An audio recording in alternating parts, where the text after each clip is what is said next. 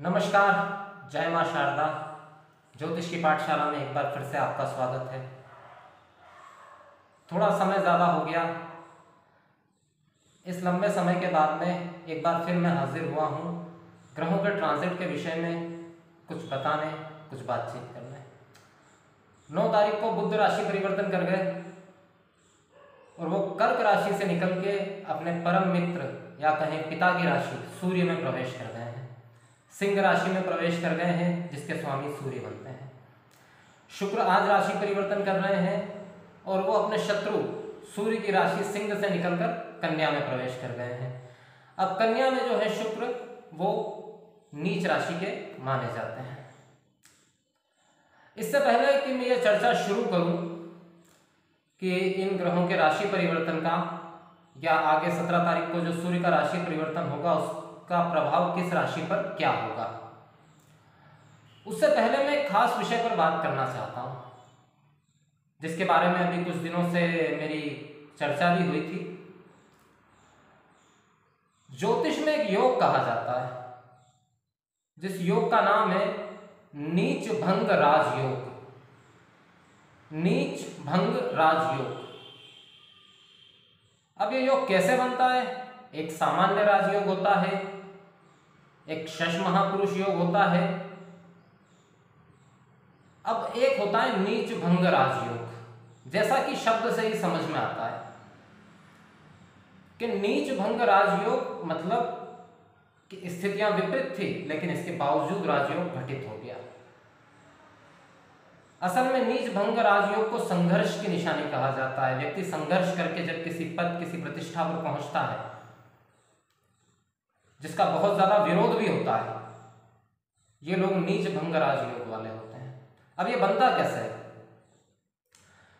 तो सबसे पहले बात करूंगा इसके बारे में। जैसा कि आप सब जानते हैं कि राशियां 12 होती है, 12 राशियां हैं, 7 ग्रह हैं, 2 छाया ग्रह हैं, राहु और केतु। छाया ग्रह इसलिए क्योंकि उनको किसी राशि का प्रतिनिधित्व नहीं दिया गया है। 7 ग्रह में 7 ग्रह 12 राशियों का प्रतिनिधित्व करते हैं। अब कैसे करते हैं? तो सूर्य और चंद्रमा 2 ग्रह ऐसे हैं जिनकी एक एक स्वराशि मानी गई है। सूर्य की सिंह और चंद्रमा की कर्क। बाकी बची हुई 5 ग्रह जो हैं, उनमें सभी में 2-2 राशियां बटी हुई है। जैसे कि शनि जो है, उनका स्वामित्व होता है मकर और कुंभ पर। गुरु का स्वामित्व होता है धनु और मीन पर।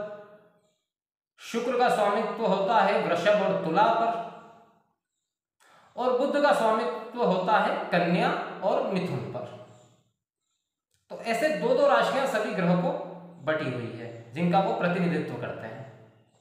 सिर्फ चंद्रमा और सूर्य ऐसे ग्रह हैं जिनको एक एक राशि मिली हुई है, सूर्य को सिंह और चंद्रमा को कर्क। अब इसके अलावा एक चीज और होती है कि हर ग्रह 12 में से किसी न किसी एक राशि में उच्च का फल देता है, सर्वोच्चता का। स्वग्रही होने से भी अच्छा फल, उच्च का फल देता है। और यहीं पर एक दूसरी बात है कि यही ग्रह जो किसी एक राशि में उच्च का फल देता है, यही किसी एक राशि में नीच का फल देता है, निम्नतम नकारात्मक फल देता है। जैसे सूर्य मेष राशि में उच्च के होते हैं, लेकिन तुला में नीच के हो जाते हैं। चंद्रमा वृषभ में उच्च के होते हैं, लेकिन वृश्चिक में नीच के हो जाते हैं। शनि तुला में उच्च के होते हैं, लेकिन मेष में नीच के हो जाते हैं। बृहस्पति कर्क राशि में उच्च के होते हैं, मकर में नीच के हो जाते हैं। तो अब देखिए नीच भंग राजयोग बनता कैसे है। मान लीजिए किसी व्यक्ति की कुंडली में मंगल कर्क राशि में बैठे हुए हैं। अब मंगल कर्क राशि जो है वो मंगल की नीच राशि है और मकर राशि में मंगल उच्च के होते हैं। अब कर्क राशि में मंगल बैठे हैं नीच के होकर। अब जिस किसी भी स्थान में, कुंडली के किसी भी स्थान पर मंगल जहां कर्क राशि के अंदर मौजूद है, नीच भाव में, अपनी नीच राशि में, अगर इन मंगल के साथ में चंद्रमा भी वहां बैठ जाए तो क्या हुआ? नीच भंग हो गया। नीच भंग क्यों हो गया? क्योंकि ठीक है मंगल की राशि कर्क नीच राशि थी, लेकिन चंद्रमा की स्वयं की राशि है, तो चंद्रमा स्वयं के घर में आ गए, अब वहां पर मंगल नीच का प्रभाव नहीं देंगे। अब ये ही चीज जो बहुत नकारात्मक थी सकारात्मकता में बदल गई, राजयोग में बदल गई। लेकिन कैसे राजयोग में बदली? नीच भंग राजयोग में। मतलब ऐसा राजयोग यहाँ घटित नहीं हुआ कि बस सोने की चम्मच लेकर पैदा हुए और निकल गए, नहीं। यहाँ व्यक्ति को संघर्ष करना पड़ेगा, लेकिन उसे पद प्रतिष्ठा की प्राप्ति अवश्य होगी। उसे थोड़ा नकारात्मक समय भी देखना पड़ेगा, लेकिन नीच भंग राजयोग का मतलब यही है कि अपने सामने आने वाली विद्याओं को हटाते हुए व्यक्ति सफल होता है। अब इसी का ठीक उल्टा देख लीजिए। मान लीजिए किसी व्यक्ति की कुंडली में चंद्रमा वृश्चिक राशि में है। अब वृश्चिक राशि चंद्रमा की नीच राशि है, निम्नतम राशि है। वृषभ में उच्च के होते हैं, वृश्चिक में नीच के और कर्क में स्वराशिस्थ। अब वृश्चिक राशि में चंद्रमा नीच के बैठे हुए हैं। अब इन चंद्रमा के ऊपर अगर मंगल की दृष्टि पड़ जाए, कोई सी भी, 3 तरह की दृष्टियां हर ग्रह को प्राप्त है अलग अलग तरीके से, तो मंगल की अगर चौथी, 7वीं, 8वीं, इन तीनों में से कोई भी दृष्टि उस चंद्रमा पर पड़ जाए तो यहाँ नीच भंग राजयोग हो जाएगा। या मंगल भी चंद्रमा के साथ में वृश्चिक राशि में ही बैठ जाए तब भी यहाँ नीच भंग राजयोग हो जाएगा। लेकिन अगर वृश्चिक में बैठे चंद्रमा पर मंगल की कहीं से कोई दृष्टि नहीं आ रही है तो यहां पर नीच भंग राजयोग नहीं बनेगा। इसी तरह मान लीजिए कोई ग्रह अपनी उच्च राशि में बैठा हुआ हो और उसी के साथ में वो ग्रह बैठ जाए जो उस राशि में नीच का होता है, जैसे कि शुक्र। मान लीजिए शुक्र मीन राशि में बैठे हुए हैं, उच्च के हैं, और उनके साथ बुध भी बैठ जाए वहां पर, तो यह परम भाग्यशाली नीच भंग राजयोग बन जाता है। इसमें भी व्यक्ति को परम सफलता प्राप्त होती है। अब यहां एक चीज और जोड़ना चाहूंगा कि मान लीजिए चंद्रमा वृश्चिक राशि में है, कहीं से मंगल की दृष्टि भी नहीं, और मीन लग्न है। अब मीन लग्न है और चंद्रमा वृश्चिक राशि में अपनी नीच राशि के अंदर बैठे हुए हैं, और चंद्रमा से संबंधित कोई भी नीच भंग राजयोग यहां पर नहीं बन रहा। ऐसे में जब भी जातक के जीवन में चंद्रमा की महादशा आएगी, अब मीन लग्न है तो समझ लीजिए चंद्रमा प्रबल कारक है इस कुंडली के अंदर, मूल त्रिकोण के स्वामी है पंचम भाव के, जहां से विद्या, बुद्धि और संतान भाव देखा जाता है। अब ऐसी स्थिति में अगर मीन लग्न में नीच भंग राजयोग भी बना हुआ है, मान लीजिए वहां पर शुक्र और बुध भी बैठे हुए हो, तब भी चंद्रमा की महादशा में जब भी केतु का अंतर आएगा तो ऐसे व्यक्ति के साथ में धोखा, भ्रम की स्थितियां, कुछ अपने ही लोग दगा कर जाएं,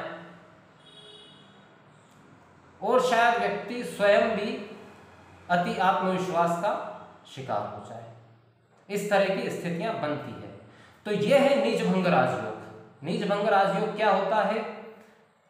जिस राशि में जो ग्रह बैठा है अपनी नीच राशि में, चाहे जैसे मान लीजिए शनि बैठे हैं मेष राशि के अंदर, नीच राशि में है अपनी, अब उन्हीं के साथ में अगर मंगल बैठ जाए तो ये नीच भंग हो गया। अगर उनके साथ में सूर्य बैठ जाए जो वहां उच्च के होते हैं तो भी नीच भंग राजयोग हो गया।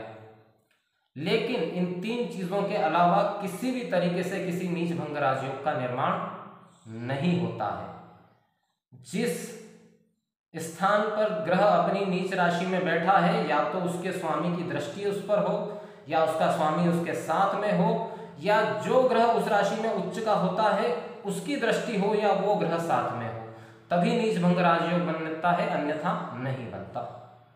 और नीच भंग राजयोग का अपना एक प्रभाव है, व्यक्ति से संघर्ष तो करवाता है लेकिन सफलता भी बड़ी देता है। तो ये था नीच भंग राजयोग का विश्लेषण। अब बात करते हैं शुक्र का राशि परिवर्तन, बुध का राशि परिवर्तन। अब शुक्र कन्या राशि में प्रवेश कर गए, ये थोड़ा विशेष है क्योंकि बुध वापस से राशि परिवर्तन कर जाएंगे 25 तारीख को। शुक्र थोड़ा सा लंबे समय तक रहेंगे और इस बीच में सूर्य भी राशि परिवर्तन करेंगे, तो इसका क्या प्रभाव आने वाला है, तो सूर्य के राशि परिवर्तन के समय में एक अलग वीडियो बनाऊंगा। अभी शुक्र के राशि परिवर्तन पर चर्चा करते हैं। शुक्र राशि परिवर्तन करके कन्या राशि में चले गए। कन्या राशि शुक्र की नीच राशि मानी जाती है, निम्नतम राशि मानी जाती है, और इस समय बुध भी उनके साथ नहीं है, मतलब वो पूरी तरीके से नीच भाव में है, यहाँ नीच भंग भी नहीं हो रहा। बात करते हैं मेष राशि की। मेष राशि के छठे भाव में ये शुक्र गोचर करेंगे। अब कैसे गोचर करेंगे, तो द्वितीय और सप्तम के मालिक होकर छठे में रहेंगे। तो सबसे पहली बात, पत्नी का स्वास्थ्य खराब कर सकते हैं, कुटुंब में विवाद पैदा कर सकते हैं, व्यक्ति को स्वयं को स्नायु संबंधित रोग दे सकते हैं, कामुकता की अधिकता कर सकते हैं, आदमी व्यभिचारी हो सकता है, व्यभिचारी विचार आ सकते हैं जो तरक्की की राह में बाधक हो सकते हैं। तो मेष राशि वालों से लिए मैं स्पष्ट तौर पे कहूंगा, एक तो पत्नी के स्वास्थ्य का ध्यान रखें, घर परिवार में विवाद ना करें, वाणी पर नियंत्रण रखें, वाणी से काम बिगड़ सकते हैं, जो शत्रु अभी तक शांत थे वो भी प्रबल रूप में बाहर आ सकते हैं। इस बात का विशेष ध्यान रखेंगे तो मेष राशि वालों को कोई समस्या इस दौरान नहीं होगी। बात करते हैं वृषभ राशि की। वृषभ राशि के पंचम भाव में शुक्र का यह गोचर होने जा रहा है। पंचम भाव जो होता है विद्या, बुद्धि और संतान भाव कहलाता है। तो संतान के स्वास्थ्य का ध्यान रखें। संतान के किसी कार्य से आपकी बदनामी हो सकती है, तो उनके कार्य व्यवहार पर नजर रखें। जो लोग विद्यार्थी हैं उनको कंसंट्रेशन करने में, पढ़ाई करने में समस्या आ सकती है। सबसे श्रेष्ठ ये रहेगा कि गणेश जी की पूजा करें, ओम गम गणपति नमः का जप करें, माँ सरस्वती की पूजा करें, स्थिरता बनाने की कोशिश करें, क्योंकि विद्या में व्यवधान की स्थितियां यहाँ पर शुक्र दिखा रहे हैं।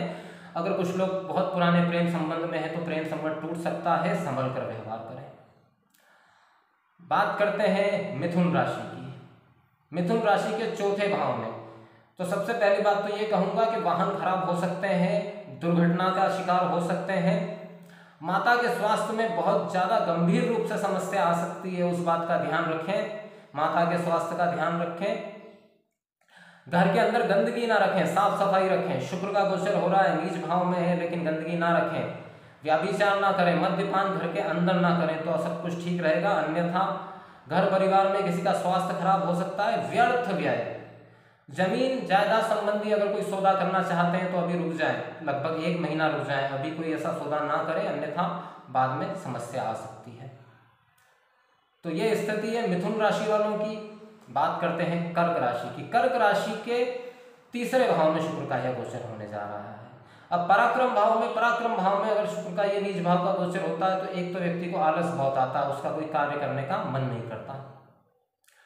दूसरा, अगर वो कुछ कार्य करता भी है तो व्यर्थ का पराक्रम करता है, ऐसे काम करता है जिससे कोई फायदा नहीं होने वाला, जबरदस्ती बस टाइम पास करने वाली बात होती है।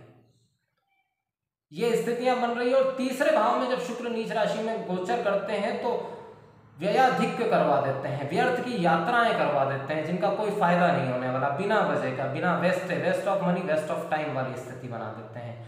तो कर्क राशि वाले सावधानी रखें खर्च करने में, यात्राएं करने में, और व्यर्थ पराक्रम से बचें। सोच समझकर काम करें, कोई समस्या नहीं होगी। बात करते हैं सिंह राशि की। सिंह राशि के द्वितीय भाव में शुक्र का गोचर। द्वितीय भाव वाणी भाव, कुटुंब भाव। तो सबसे पहले सिंह राशि वालों को तो इस बात का ख्याल रखना है कि उन्हें वाणी बड़ी संयमित रखनी है। गलत जगह गलत बात बोलकर वो फंस सकते हैं। फोन वगैरह पर भी अगर बात करते हैं तो बड़ी सावधानी से करें, कोई आपकी बातों को रिकॉर्ड करके और उसका गलत इस्तेमाल कर सकता है, इस बात का ख्याल रखें। लेकिन एक चीज अच्छी होगी सिंह राशि वालों के साथ में कि उन्हें अचानक फायदे मिलेंगे। जिस बारे में विचार नहीं किया, ऐसे फायदे भी, अचानक फायदे मिल सकते हैं सिंह राशि वालों के लिए। पूरी तरीके से नेगेटिव नहीं है, लेकिन जरा व्यवहार में ख्याल रखें। परिवार में विवाद हो सकता है, माता के स्वास्थ्य में भी गिरावट आ सकती है, इस बात का भी थोड़ा सा ख्याल रखें। वाणी संयमित रखेंगे तो बहुत सारी परेशानियों से बच जाएंगे सिंह राशि वाले। बात करते हैं कन्या राशि की। अब कन्या राशि के ऊपर से ही नीच के शुक्र का गोचर हो रहा है। तो एक तो सबसे पहली बात मैं आगाह कर देता हूं, सम्मान हानि हो सकती है, भाग्य का पूरा साथ नहीं मिलेगा। अति आत्मविश्वास में कोई ऐसा कार्य ना करें कि बाद में आपको पछताना पड़े। कन्या राशि वालों के लिए विशेष सावधानी का समय।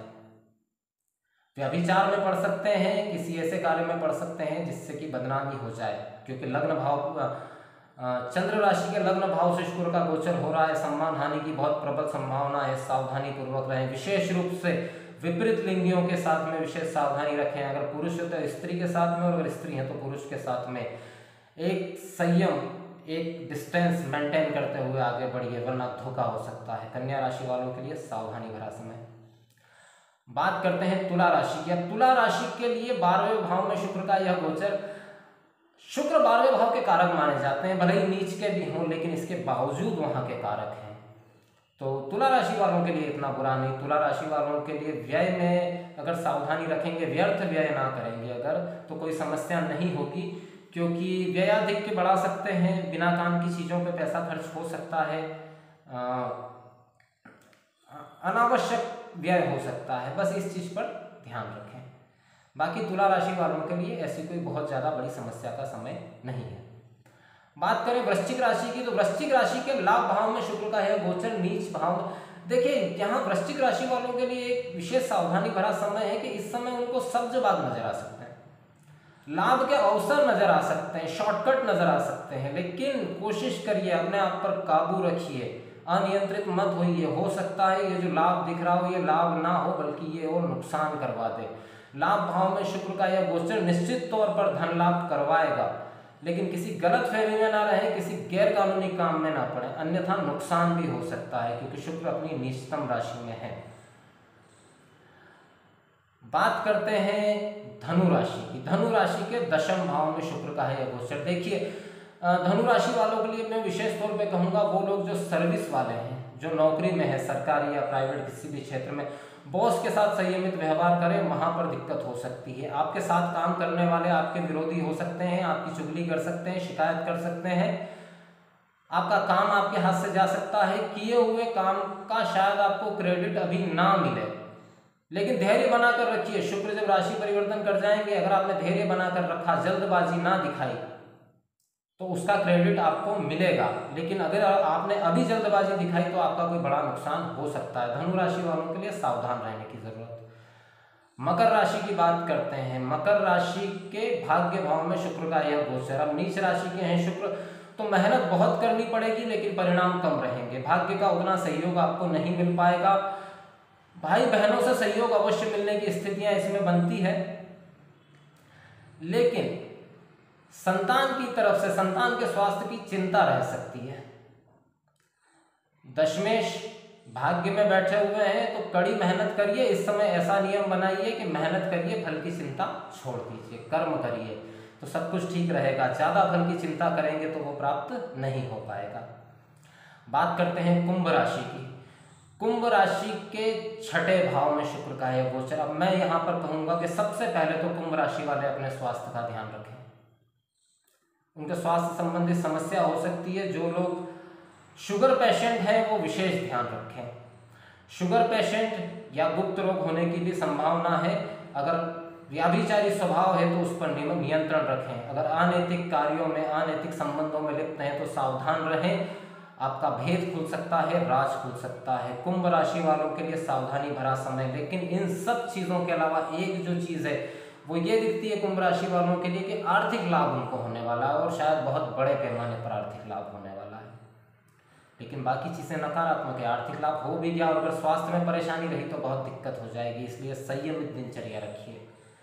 बात करते हैं अंतिम राशि मीन की। मीन राशि के सप्तम भाव में यह गोचर।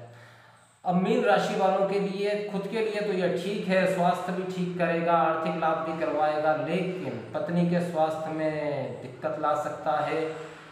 पारिवारिक वैमनस्य बढ़ सकता है, दाम्पत्य सुख में कमी आ सकती है, प्रेम संबंध टूट सकता है, या शादी विवाह में भी ये नौबत आ सकती है कि तलाक वगैरह की नौबत आ सकती है। तो संयमित व्यवहार रखिए, आप बच जाएंगे। ज़्यादा लंबा समय नहीं है, 1 महीने का समय है। तो शुक्र का यह जो गोचर है यह 12 राशियों के लिए कुछ ऐसा रहने वाला है।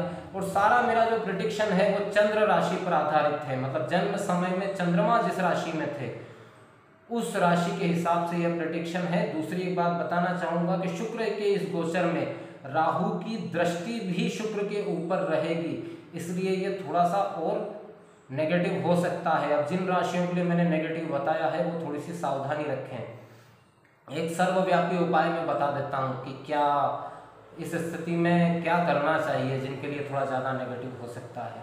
आप एक काम करिए, श्री सुक्तय का पाठ करना शुरू कर दीजिए, मिठाई का भोग लक्ष्मी जी को लगाइए और उसे छोटी बच्चियों में, जो 10 साल से कम उम्र की बच्चियां हैं उनमें वो मिठाई बांटिए, तो बहुत कुछ हद तक शुक्र का ये प्रभाव कम हो जाएगा। तो ये थी 12 राशियों पर शुक्र के राशि परिवर्तन का फल। इसके अलावा हमने बात की नीच भंग राजयोग के बारे में। अगर इससे संबंधित कोई सवाल है, विशेष रूप से नीच भंग राजयोग के बारे में अगर आपका कोई सवाल है तो आप मुझे कमेंट बॉक्स में बता सकते हैं। जहाँ तक राशि फल है तो राशि एक सार्वभौमिक राशि फल माना जाता है, इसको अंतिम ना माना जाए, इसको अंतिम बिल्कुल ना माना जाए, क्योंकि मुख्य प्रिडिक्शन जो होता है वो कुंडली के आधार पर होता है, जन्म पत्रिका के आधार पर होता है, सिर्फ राशि के बेसिस पे डिटेलिंग में नहीं जाया जा सकता। तो इसी के साथ अपने शब्दों को मैं आज यहीं विराम देता हूँ। फिर हाजिर होऊंगा सूर्य के राशि परिवर्तन के समय, और इस बार आने वाला जो रविवार है इससे साप्ताहिक राशिफल भी फिर से शुरू कर रहा हूँ। तो यहाँ मुझे अभी इजाजत दीजिए। जय श्री गणेशाय नमः। जय मां शारदा।